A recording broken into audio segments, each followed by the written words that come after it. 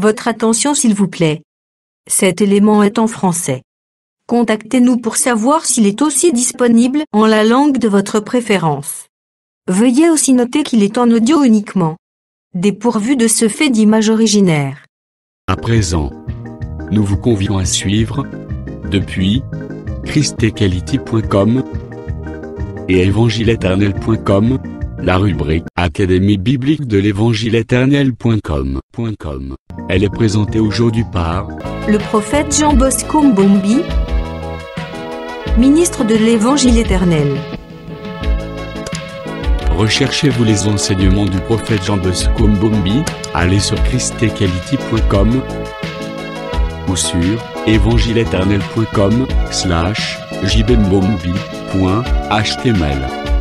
Les enseignements sont disponibles en texte, audio et vidéo. Surtout, ne partez point sans souscrire à l'une de nos chaînes YouTube qui correspond à votre version linguistique. Souscrivez s'il vous plaît. Bonne édification au nom de notre commun Seigneur et Dieu Jésus-Christ. Amen.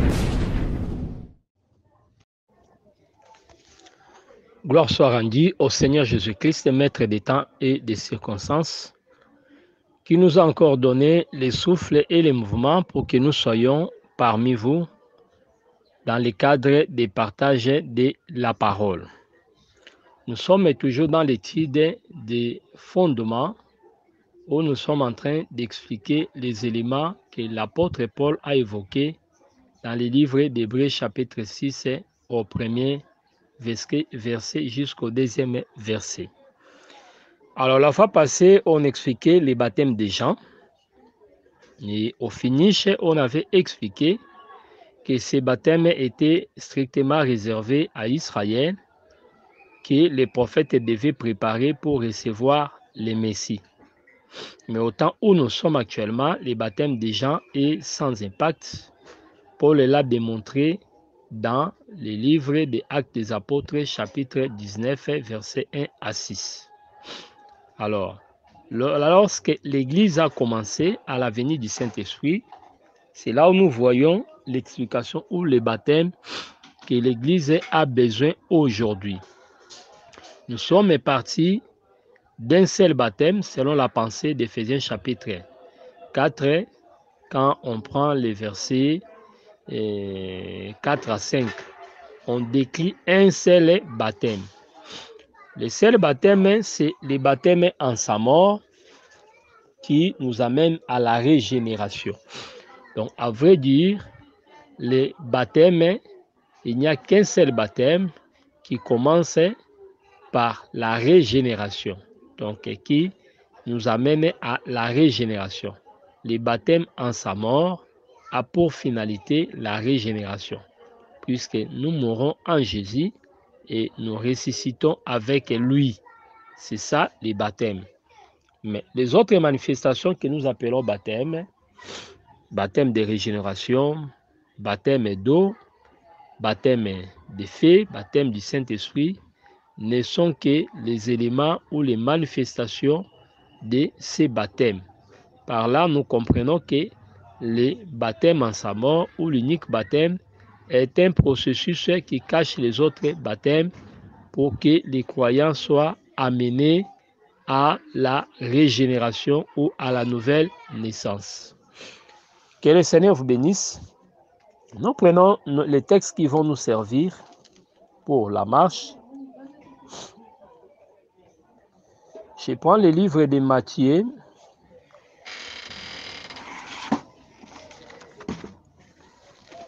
je prends le livre de Actes 3, 19.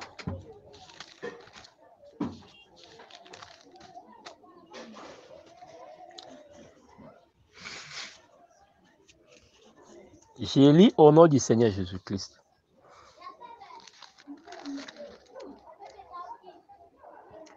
Repentez-vous donc et convertissez-vous pour que vos péchés soient effacés. Repentez-vous donc et convertissez-vous pour que vos péchés soient effacés. 2 Corinthiens 5, 16 à 17.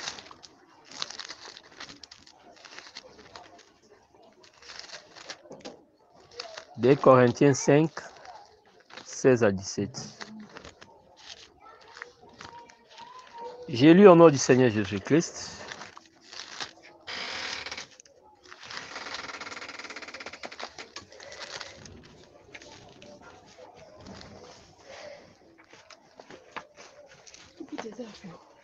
Des Corinthiens chapitre 5, 16 à 17.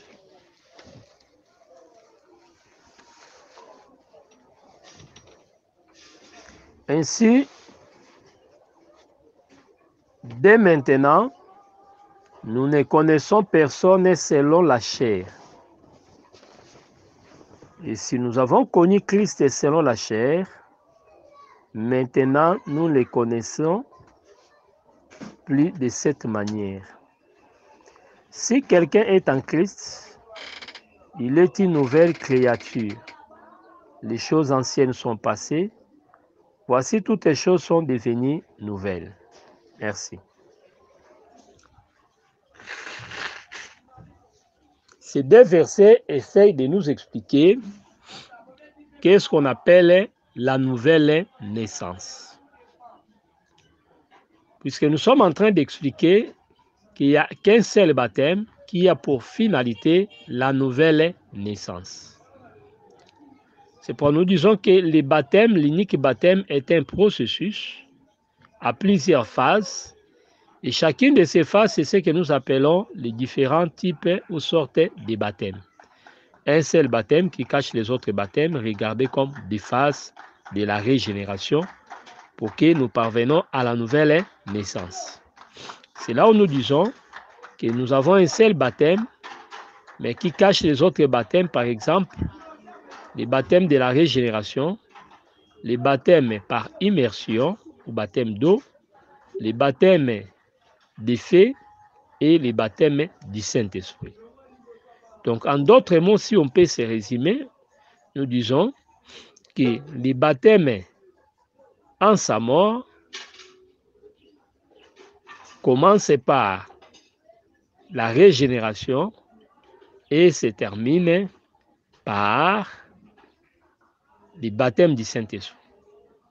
Donc, les baptêmes de la régénération commencent le processus et ce processus se termine par les baptêmes du Saint-Esprit. Donc, une personne est réellement nouvelle créature lorsqu'il expérimente les baptêmes du Saint-Esprit.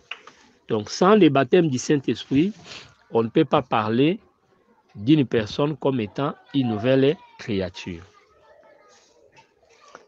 Alors, un seul baptême avec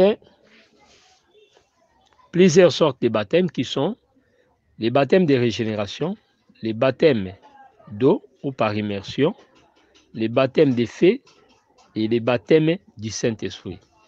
Alors, nous entrons dans l'explication. Nous commençons par les baptêmes de régénération. Jean chapitre 3, 3 à 5, Jean chapitre 1, 12 à 13. J'ai fait la lecture.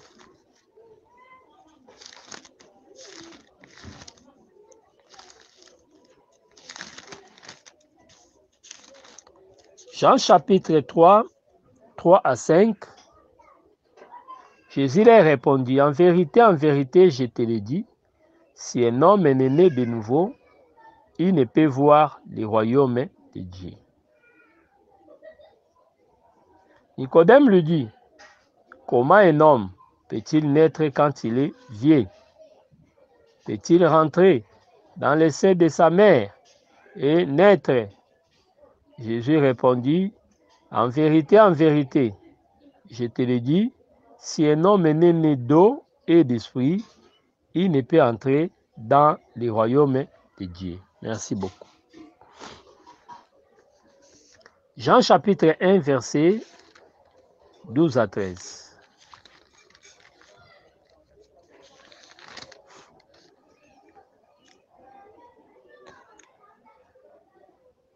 On commence par le 11e verset. Il est venu chez les siens et les siens ne l'ont point reçu. Mais à tous ceux qui l'ont reçu, à ceux qui croient à son nom, il a donné le pouvoir de devenir enfants de Dieu. Merci beaucoup.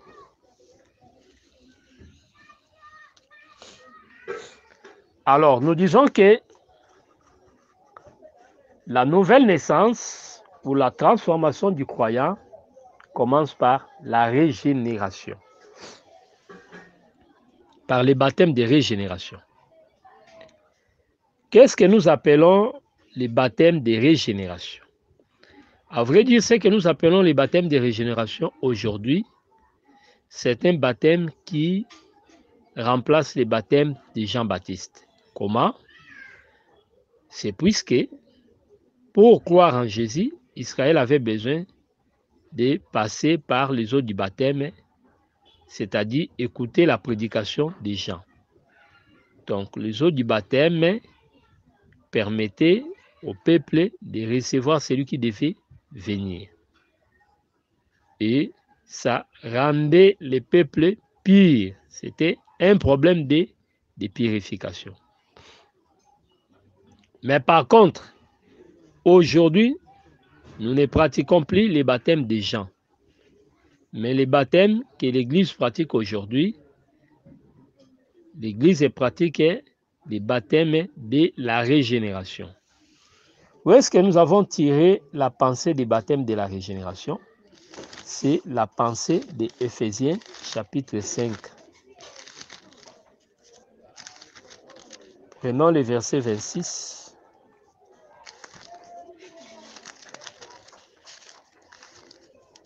Éphésiens chapitre 5.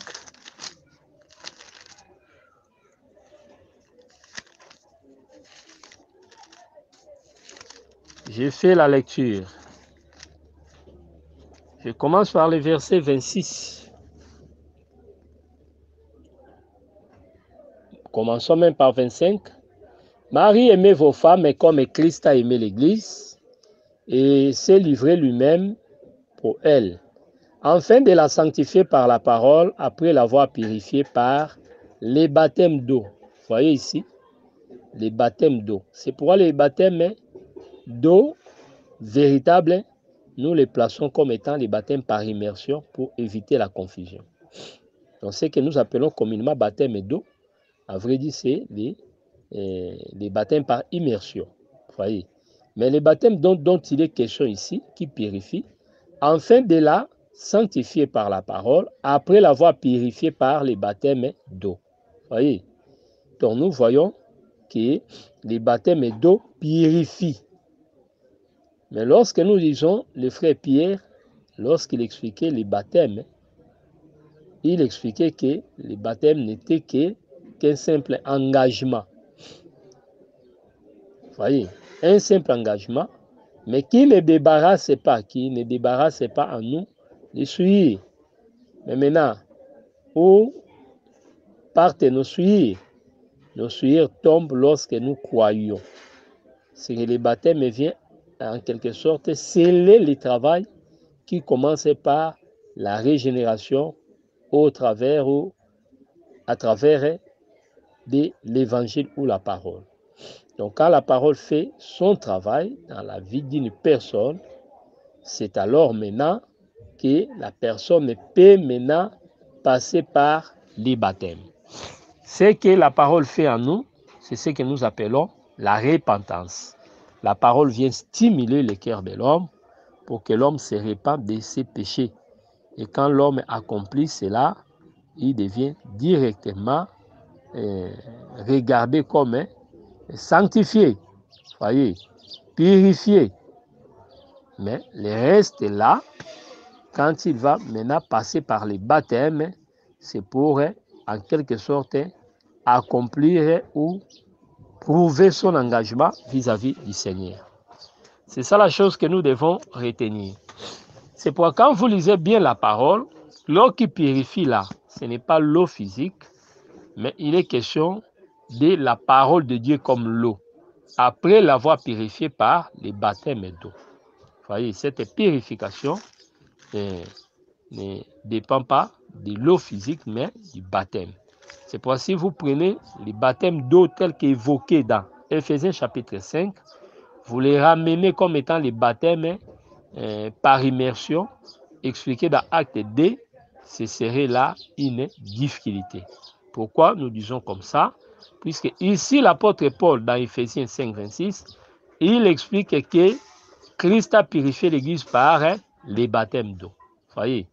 Mais par contre, quand vous lisez Pierre, Pierre dit que les baptêmes d'eau ne purifient pas. Voyez, donc ce n'est pas une contradiction, mais il faut comprendre, les baptêmes qui purifient ici, c'est les baptêmes de la régénération. Mais les baptêmes d'eau, qu'on appelle abusivement, ou les baptêmes par immersion, c'est un baptême qui n'enlève pas la souillure, mais la souillure est déjà enlevée auparavant lorsque la personne avait cru. C'est pourquoi l'Écriture dit, croyez, celui qui croit en moi, ses péchés seront pardonnés. Voyez, donc ceux qui croiront auront les péchés pardonnés. C'est ça même le discours de Actes chapitre 2. Repentez-vous pour que vos péchés soient effacés. On ne dit pas accepter les baptêmes pour que vos péchés soient effacés, non. Acte 2, 37 à 38 déclare que repentez-vous afin que vos péchés soient effacés ou pardonnés. Voilà. Donc c'est ça la pensée que nous devons retenir. Le livre de Pierre est aussi un vrai témoin pour expliquer la régénération. 1 Pierre chapitre 1er, je prends le verset.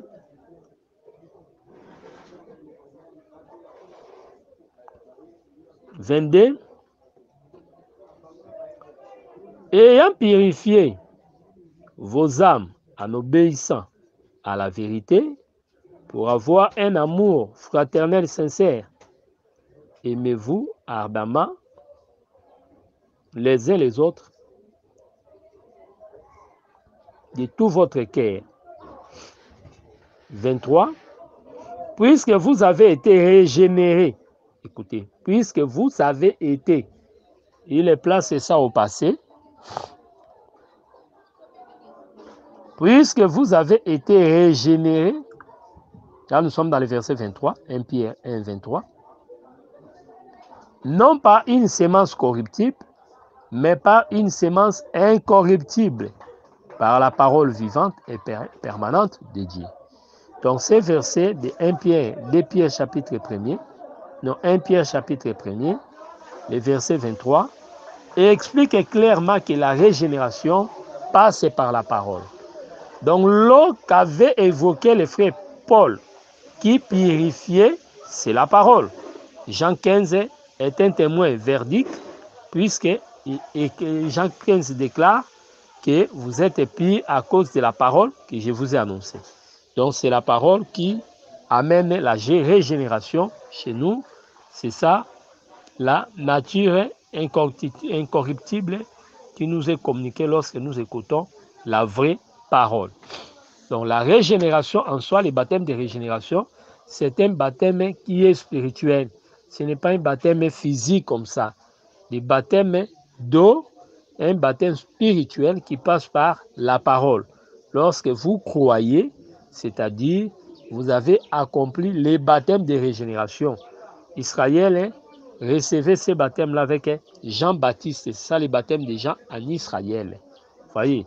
Mais chez nous, ici, la régénération est un baptême, voyez, donc, mais qui passe par la prédication et qui purifie.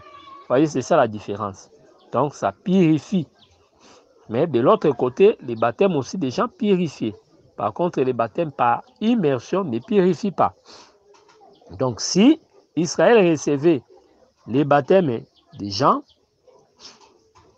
pour croire en Jésus, nous aussi aujourd'hui, nous avons les baptêmes de régénération pour croire en Jésus. Donc, les baptêmes de régénération, c'est un baptême qui était venu, en quelque sorte, compléter les baptêmes des gens pour notre temps. Donc, si Israël jouissait du baptême des gens pour s'approcher de Jésus, mais nous nous approchons de Jésus-Christ par un baptême spirituel qu'on appelle le baptême de la régénération. Donc, c'est très, très important. Alors, lorsque nous parlons de la régénération, nous avons dit que c'est un processus. donc qui commence lorsque la personne croit et va se terminer lorsque la personne est réellement sauvée. Or, l'Église est réellement sauvée lorsque l'Église parvient au baptême du Saint-Esprit. C'est pourquoi le processus de la nouvelle naissance commence par cette régénération pour se terminer par le baptême du Saint-Esprit. C'est pourquoi Israël, après le troisième dénombrement, il pouvait entrer. C'est pourquoi nous avons toujours dit que le dernier dénombrement là, c'est ça même le baptême du Saint-Esprit. Personne ne peut aller au ciel sans le baptême du Saint-Esprit. Le baptême du Saint-Esprit est une preuve que nous sommes scellés par le Seigneur. Il reste une preuve que la rédemption est accomplie en nous.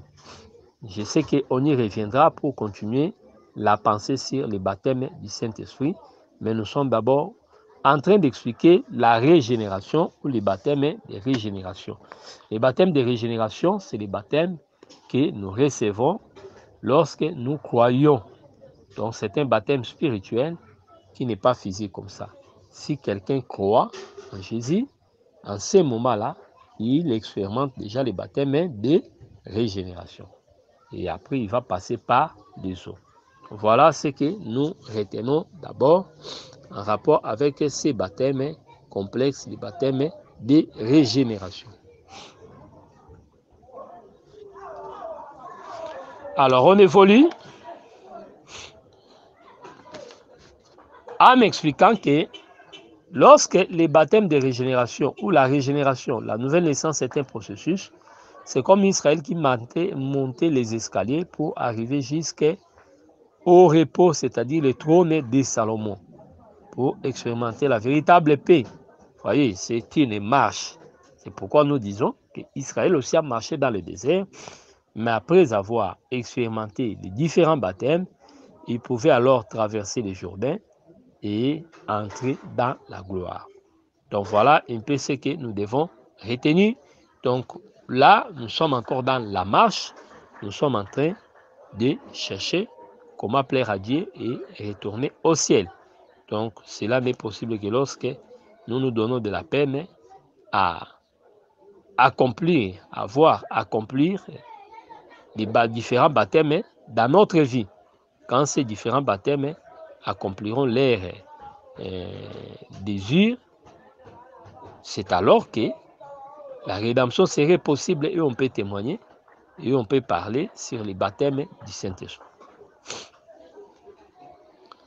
Alors, nous continuons la pensée.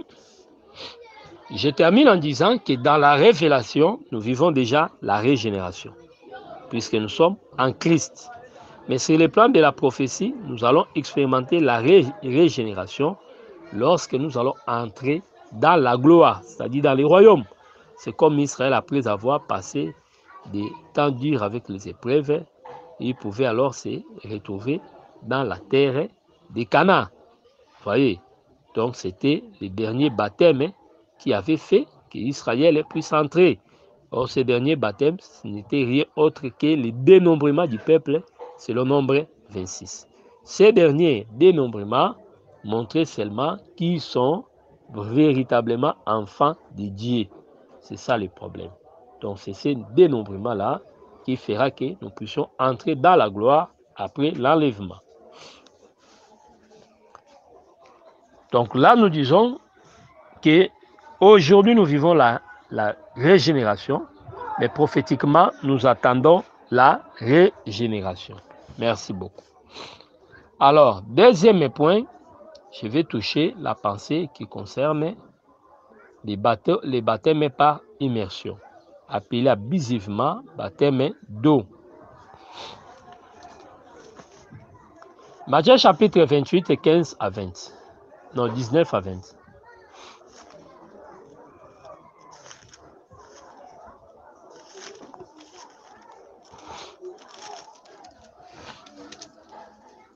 Matthieu 28, 19 à 20, j'ai lu au nom du Seigneur Jésus-Christ.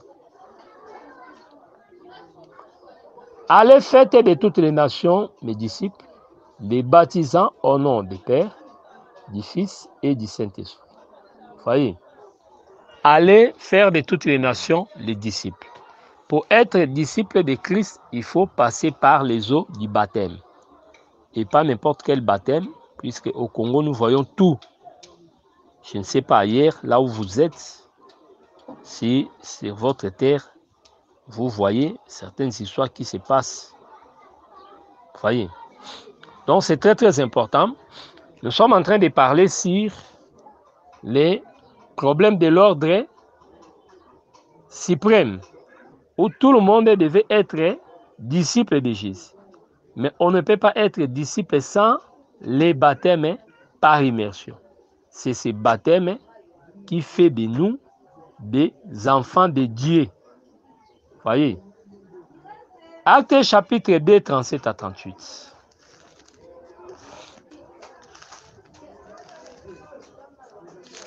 Actes chapitre 2, 37 à 38.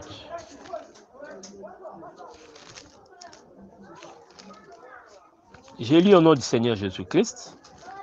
Suivez-moi attentivement. Après avoir entendu ces discours, ils eurent les cœurs vivement touchés. Et ils dirent à Pierre et aux autres apôtres, « Oh mes frères, que ferons-nous »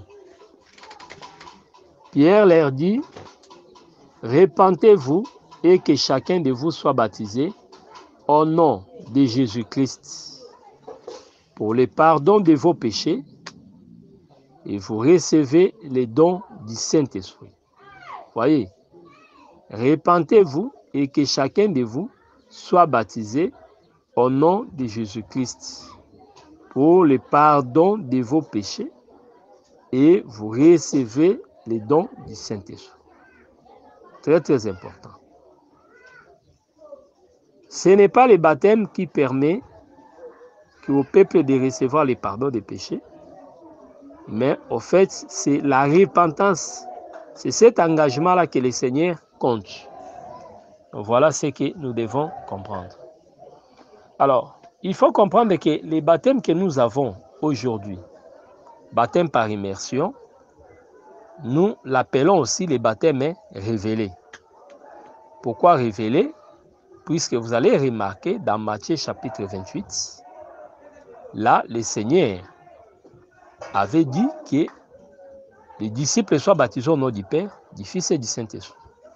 Par contre, lorsque nous voyons Actes chapitre 2, vous allez voir que les disciples ont baptisé au nom de Jésus-Christ, au nom du Seigneur Jésus. Donc c'est pour dire que lorsque Matthieu 28 est parlé au nom du Père, du Fils et du Saint-Esprit, Matthieu 28 ne disait pas qu'il y avait 3 dieux ou 3 personnes en Dieu. Mais Matthieu reconnaissait seulement qu'il y a un seul nom. Donc le Seigneur savait cela, voilà pourquoi c'était au nom, au singulier. Ce qui veut dire quoi? Le nom s'est rapporté au Père, au Fils et au Saint-Esprit. Donc voilà ce que nous devons comprendre. Donc le baptême par immersion, c'est le baptême qui vient aussi nous permettre de continuer la marche avec le Seigneur. C'est ça le baptême qui, en quelque sorte, soutient notre engagement lorsque nous nous repentons. Donc pour vraiment maintenir notre engagement, voilà pourquoi nous devons passer par les baptêmes d'eau. Alors là, je dis déjà que les baptêmes se donnent au nom de Jésus. Voyez.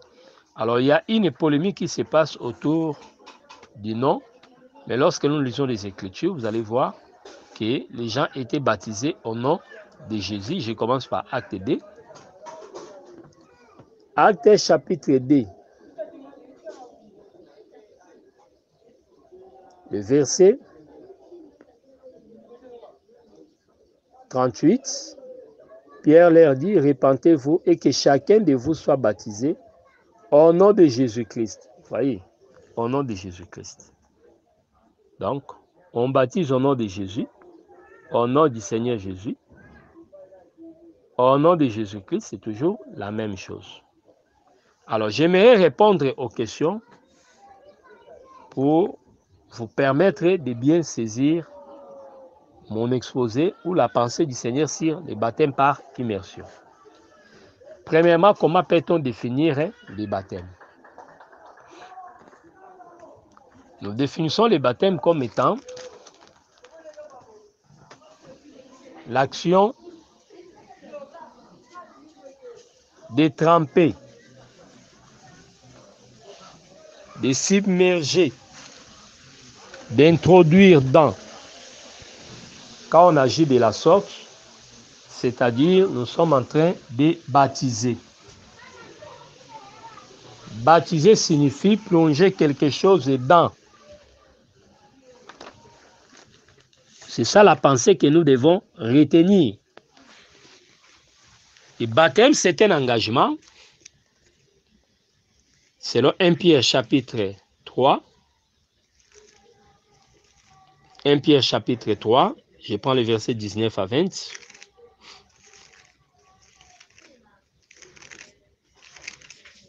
J'ai fait la lecture au nom du Seigneur Jésus-Christ.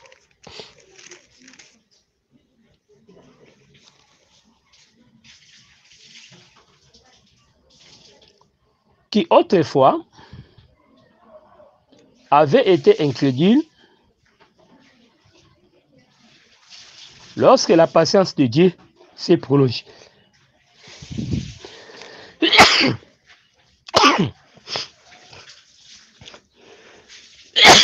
Sincère excuse.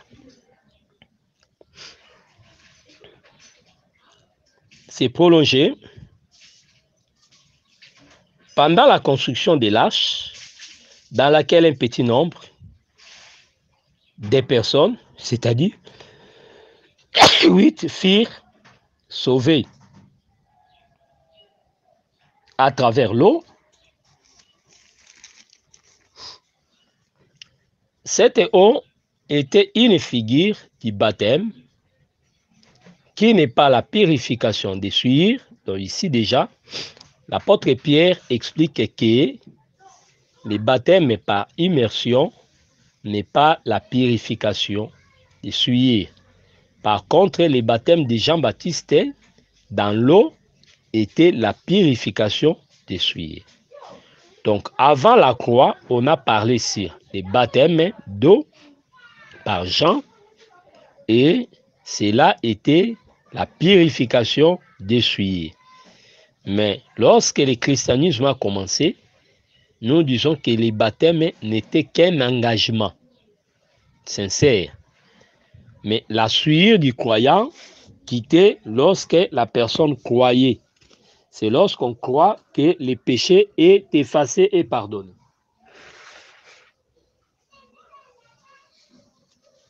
Très très important. Donc nous disons baptême vient du mot baptizo qui signifie s'immerger, introduire dans. L'apôtre Pierre le définit comme un engagement pris d'une bonne conscience. Donc cet engagement-là, c'est par rapport à l'église locale. Donc c'est les frères qui vous entourent qui ont besoin de confirmer votre engagement que vous êtes passé dans l'eau. Et l'eau là n'est pas spirituelle, c'est l'eau qui est physique. Et j'insiste, l'eau du baptême doit être l'eau qui coule pour nuancer la différence entre l'ancienne alliance et la nouvelle alliance. Puisque lorsque nous croyons en Jésus, le Seigneur efface nos péchés. Vous comprenez? Donc il les met au fond de l'eau. Par contre, dans l'ancienne alliance, le baptême s'expliquait par la Kiv, qui est la mer. Vous voyez, quand Israël traversait la mer ne voyageait plus. La mer était stagnante, était devenue des eaux stagnantes. Voilà. Donc le Seigneur montrait par là que leur baptême est là, ces baptêmes-là, dans la mer Rouge, n'était que l'ombre, ce n'était pas la réalité. Donc Israël avait réussi les baptêmes dans l'eau, les eaux stagnantes. C'est ce qui est répété avec la Kiv des reins dans les tabernacles où nous voyons les peuples s'approcher par les sacrificateurs. Quand les sacrificateurs faisaient les ablutions, les saletés ou la souillure surnager. Cela montrait comment est-ce que les souvenirs du péché étaient conservés. Mais Hébreu explique clairement que pour la nouvelle alliance, dans cette alliance, Dieu ne se souvient plus de nos péchés. Voyez, donc les péchés sont jetés au fond de l'eau. On ne peut pas voir ça. Donc c'est ça l'explication de pardonner et effacer. J'aimerais prendre un texte pour nous aider. Je prends d'abord Hébreu chapitre 8 pour différencier les deux alliances. Hébreu chapitre 8, je commence par le verset 10. Je vais descendre jusqu'à 13.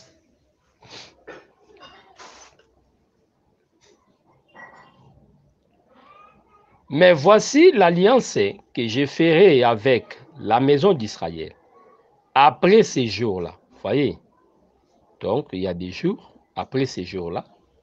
Dit le Seigneur, je mettrai mes lois dans leur esprit. Je les écrirai dans leur cœur et je serai leur Dieu. Et ils seront mon peuple. Aucun n'enseignera plus son concitoyen, ni aucun son frère, en disant connais le Seigneur, car tous me connaîtront, depuis les plus petits jusqu'aux plus grands d'entre eux. Parce que je pardonnerai leur iniquité et que je ne me souviendrai plus de leurs péchés. Verset 13. En disant une nouvelle alliance, il déclarait la première ancienne, et ce qui est ancien, c'est ce qui a vieilli et près de disparaître. Merci beaucoup. Donc, c'est très clair avec ces passages. Je ne me souviendrai plus. Donc, dans l'ancienne alliance, Dieu se souvenait. Voilà pourquoi il pouvait rappeler vos pères métantères à Mériba. Il rappelait les souvenirs du péché. Il faut lire les psaumes pour voir comment est-ce que Dieu rappelait.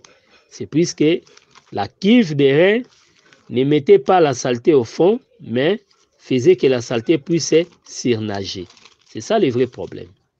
Mais dans cette alliance, le Seigneur prend nos péchés, il les jette au fond de l'eau. Donc, c'est pourquoi on ne peut plus voir ça. En d'autres mots, il ne peut plus se souvenir de ça. Donc, c'est une pensée que nous devons retenir. Donc, Dieu jette nos péchés au fond de l'eau. Et il aura compassion de nous. Donc, il ne peut plus voir ça. Nous prenons Michée chapitre 4, le 16e verset. Non, c'est 19e verset. Il aura encore compassion de nous. Il mettra sous ses pieds nos iniquités. Sous ses pieds. Il jettera au fond de la mer tous leurs péchés. Voyez? Il jettera au fond. Voyez? Au fond de la mer. Mais, dans la pensée du sacerdoce lévitique, vous allez remarquer que la cuve des reins où la mer était les eaux stagnantes. Voyez? C'est ça, Apocalypse 4, où on voit la mer devant les trônes. Mais pour exprimer la grâce, il faut aller de l'autre côté. Là, vous allez remarquer qu'Apocalypse 22 dit qu'il y avait un fleuve qui sortait du trône. Voyez? Donc, il y a les eaux stagnantes, Apocalypse 4. Là, le livre n'est pas encore ouvert. Nous sommes au temps de la loi. Mais de l'autre côté, nous voyons comment est-ce que les eaux, les fleuves quittaient les trônes. Donc, devant le Seigneur, il y a les eaux qui ne sont pas stagnantes. Voyez, c'est très très important. C'est pour l'homme de 38 ans était dans la piscine de Bethsaïda, c'est-à-dire devant les eaux stagnantes.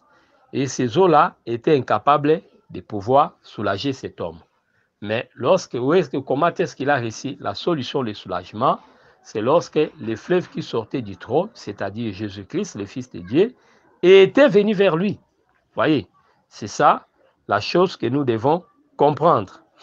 Donc, les eaux, les baptêmes doivent se donner dans l'eau qui coule pour expliquer que nous sommes dans l'alliance où Dieu ne se souvient plus de nos péchés. Voyez, donc le souvenir du péché n'est pas conservé. Très, très important. Alors là, je vais répondre à des questions pour comprendre vraiment les baptêmes. Qui peut être baptisé? Nous donnons la réponse qui peut être baptisé. Nous sommes dans Marc 16:16. Quiconque croit. Voyez, quiconque croit et qui sera baptisé sera sauvé. Donc, les baptêmes, c'est pour quiconque croit et qui sera baptisé. Donc, celui qui sera baptisé, c'est celui qui avait cru. C'est alors qu'on dit qu'il est sauvé. Voyez. Ici, sauvé, ce n'est pas encore le fait de recevoir les baptêmes du Saint-Esprit. Ici, nous sommes dans la révélation. Les salis, c'est avant tout le fait de croire et de recevoir les baptêmes. C'est pourquoi dans l'église, on disait que quelqu'un est sauvé. On avait compté les gens qui étaient baptisés. Voyez. Donc, c'est très, très important. Donc, aujourd'hui, on regarde quelqu'un est sauvé s'il croit et il est baptisé. Là, par rapport à la révélation. Mais dans la prophétie, les saluts, c'est les baptêmes du Saint-Esprit. Par rapport à la prophétie, quand quelqu'un ne parvient pas au baptême du Saint-Esprit, pour nous, il n'est pas encore sauvé. Donc là, nous disons, même si nous sommes sauvés aujourd'hui, à vrai dire, nous sommes sauvés par espérance. Mais cela deviendra effectif lorsque le baptême du Saint-Esprit sera là. C'est alors que cela deviendra effectif et nous allons vivre cela par la régénération qui sera complète pour que nous soyons de nouvelles créatures. Alors donc la première question est répondue, qui peut être baptisé? Nous disons quiconque croit. Alors, je prends une autre question. Qui peut baptiser? Qui peut baptiser? C'est Matthieu 28 qui donne la réponse. Allez partout dans le monde, faites de toutes les nations mes disciples. La recommandation était premièrement faite à ces disciples qu'on appelle les apôtres. Quand Jésus parlait là-bas, enseignez-les, tout le monde ne peut pas enseigner. Donc, le problème est de baptiser et enseigner, c'était la compétence ou l'apanage des ministres. Donc, à vrai dire, au premier degré, celui qui baptise, c'est tout ministre. Mais nous disons, secondo, exceptionnellement, les bien-aimés, c'est comme Philippe à Samarie, Actes chapitre 8, les versets 4 à 12. Vous allez voir Philippe à Samarie, il prêcha le Christ, et plusieurs avec lui, et c'est comme ça qu'il les avait baptisés. Je prends Actes chapitre 8, les versets 12. Donc vous allez lire 4 à 12, mais personnellement, je ne prends que les versets 12.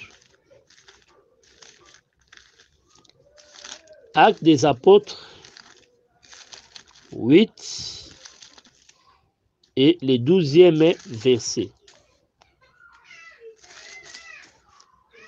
J'ai lu au mot du Seigneur.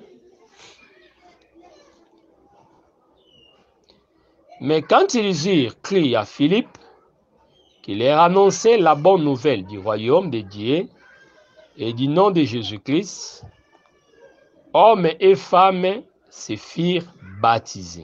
Vous voyez, il a baptisé, c'est très très important. Donc, Philippe, en ce temps ici, il n'était pas ministre de la parole. Il était frère.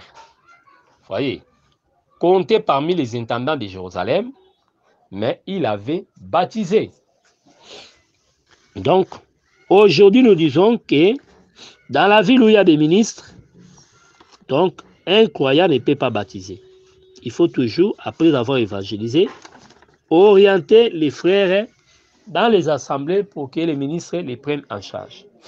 Mais quand vous êtes dans un voyage, dans une circonstance exceptionnelle, là, on est obligé de baptiser si cela est possible, comme c'était le cas de l'unique éthiopien.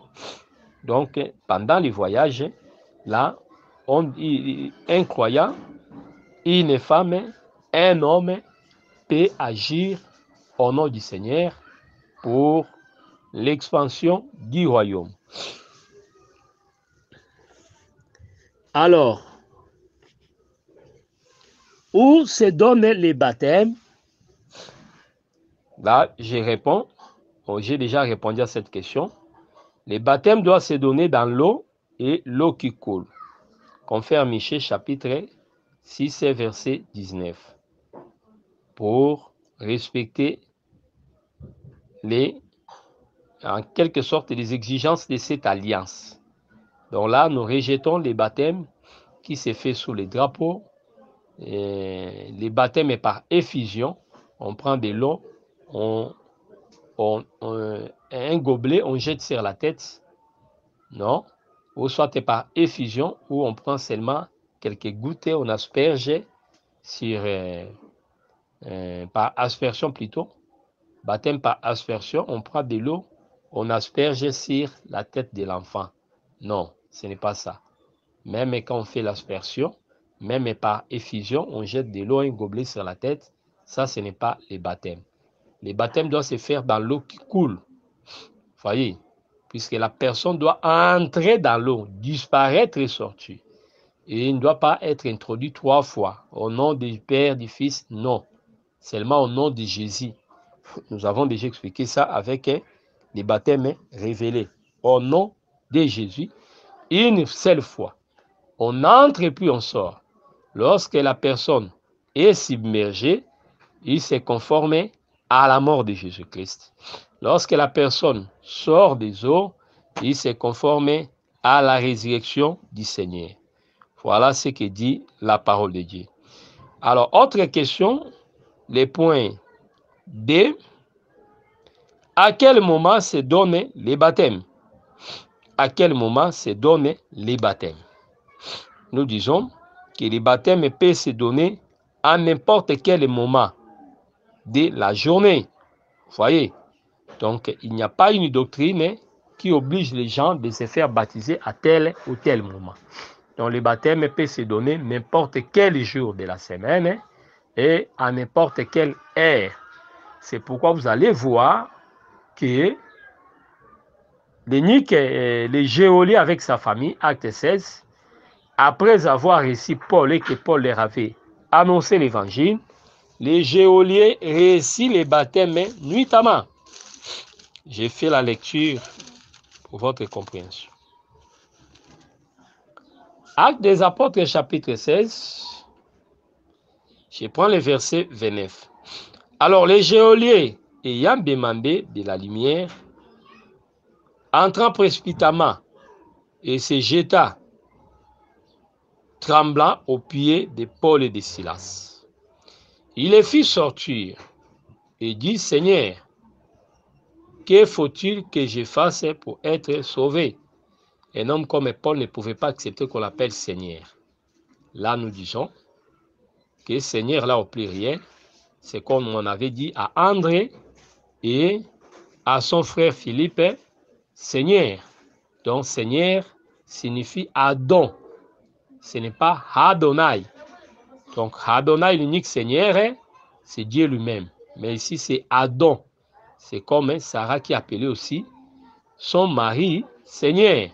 Donc là, c'est Adon, ce n'est pas Adonai. Donc, on peut aussi dire Seigneur Jean Bosco, Seigneur François.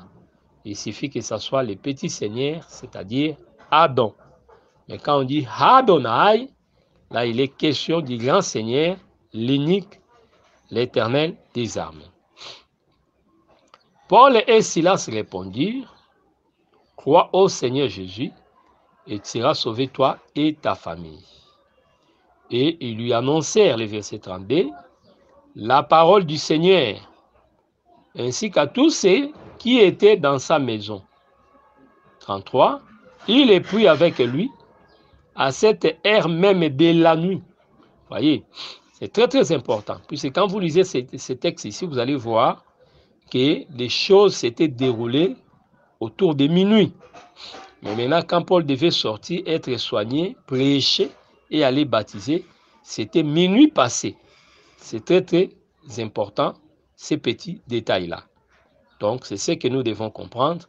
Ça dit, au milieu de la nuit, c'est comme de la sorcellerie, mais c'était pour honorer la parole du Seigneur. Donc, il faut éviter des prétextes.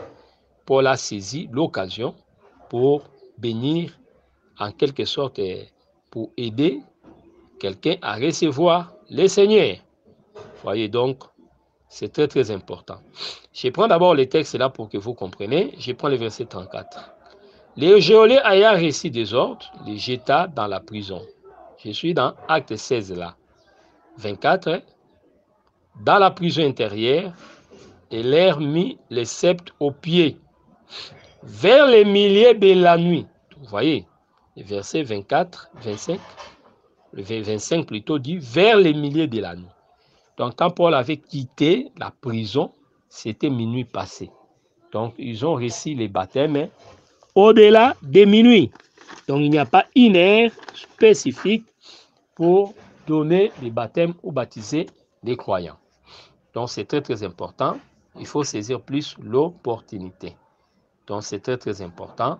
C'est que nous devons retenir. Donc à quel moment c'était le point E plutôt, puisque nous avons déjà parlé des autres points. Donc A, nous avons défini les baptêmes. Les points A, nous avons défini les baptêmes. Les points B, qui peut être baptisé. Les points C, qui peut baptiser. Les points D, où se donnent les baptêmes. Les points E, à quel moment se donnent les baptêmes. Donc voilà un peu les préoccupations qui concernent les baptêmes. Alors le point F, peut-on recommencer son baptême? Nous répondons par oui. On peut recommencer les baptêmes. Comment?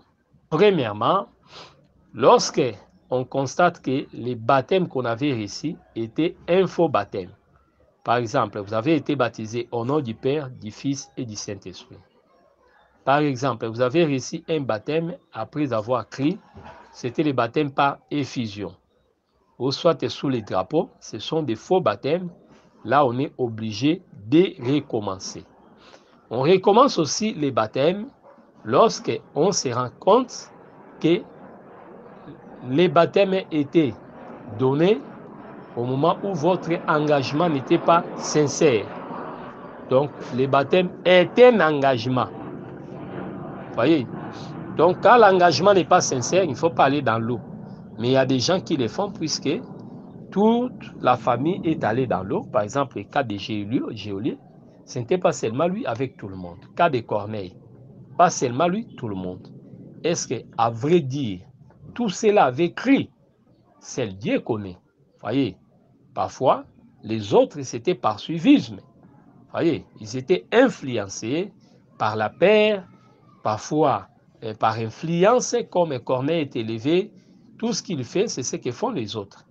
Donc, quand il dit c'est bon, tout le monde dit c'est bon. Tout le monde dit c'est bon. Vous voyez? Quand il accepte les baptêmes, tout le monde accepte les baptêmes. Vous voyez? Mais, lorsqu'on se découvre plus tard que non, c'était par influence, ou je n'avais pas encore compris bien les choses, on peut recommencer son baptême. Voilà les deux conditions qui peuvent nous amener à recommencer les baptêmes. Que le Seigneur Jésus-Christ vous bénisse. Nous disons que l'importance du baptême pour clôturer, je dirais que les baptêmes restent importants puisque c'est par les baptêmes que nous sommes reconnus comme membres de l'assemblée locale. Quand quelqu'un n'est pas baptisé, il ne peut pas assumer une fonction. Il ne peut pas chanter dans les groupes de chantres. Il ne peut pas diriger les mamans, soit être en quelque sorte enseigner, donner des conseils comme font les femmes âgées. Il ne peut pas être compté parmi les prophètes dans une équipe là-bas. Non, non, non, non. On ne peut pas l'associer dans l'équipe des prophètes là-bas, puisqu'il n'est pas baptisé. Il ne peut pas travailler comme protocole dans l'église, comme intendant. Donc, toutes les fonctions lui seront privées jusqu'à ce qu'il puisse se conformer au baptême. Même la scène, il ne peut pas avoir droit, puisque ceux qui prennent la scène et tous forment ces corps. Donc, les pères là représentent les corps qu'ils forment. et chacun prend un morceau pour dire « Je suis membre de ce corps ». Or, ce corps-là, c'est le pain. Il avait dit « Le pain, prenez ça, c'est mon corps ». Alors, quelqu'un qui n'est pas baptisé, comment est-ce qu'il peut être compté dans le corps? Vous voyez le problème. Donc, c'est une exigence doctrinale que nous devons obliger les peuples de Dieu.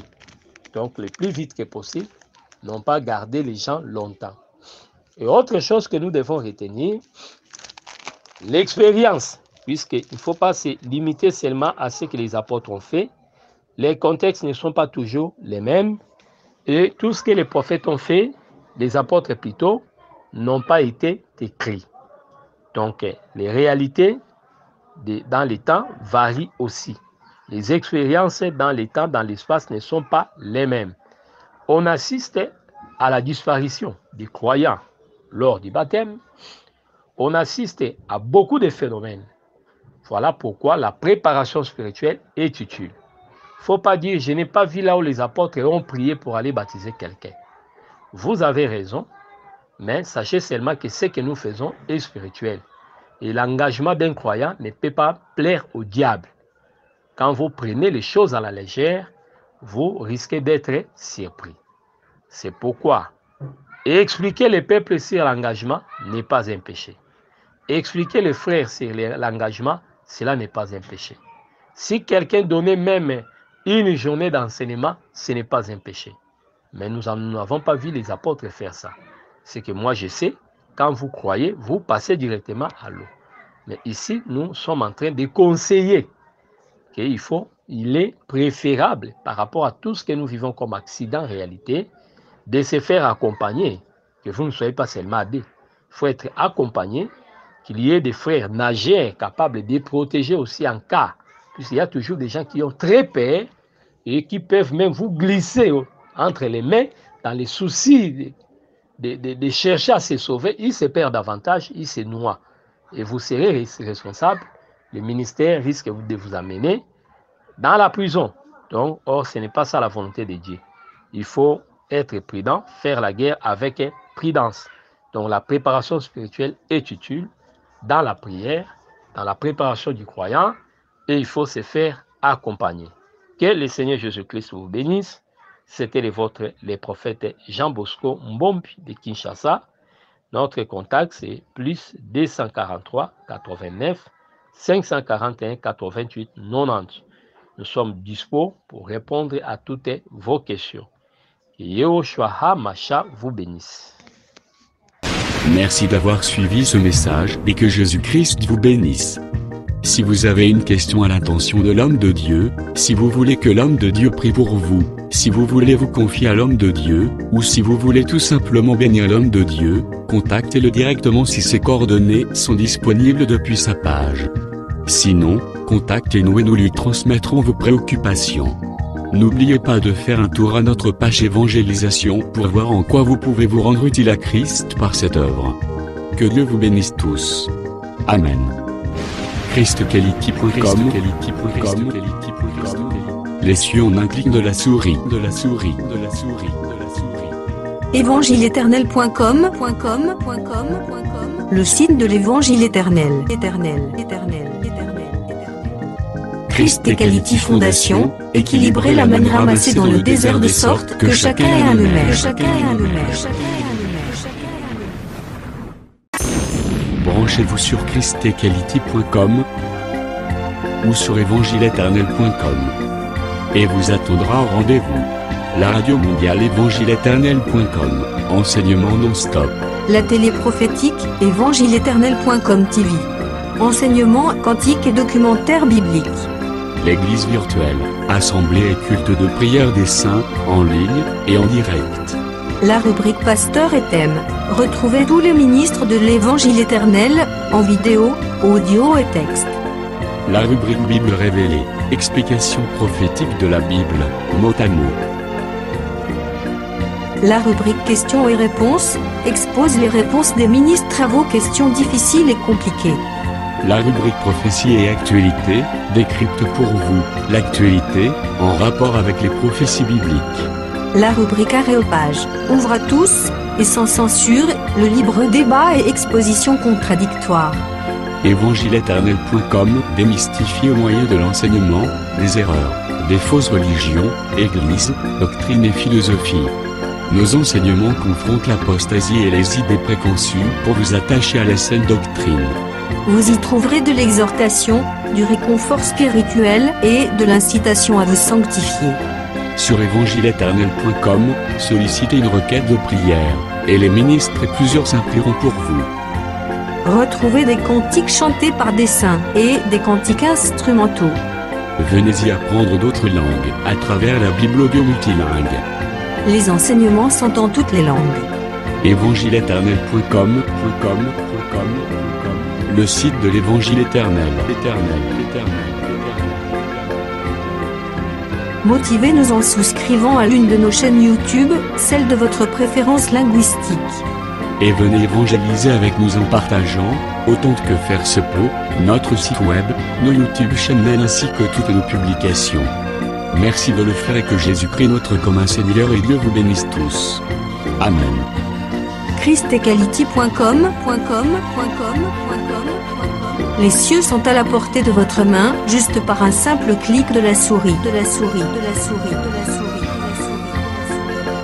Christ Equality Fondation, équilibrer la manne ramassée dans le désert de sorte que chacun ait un aimère.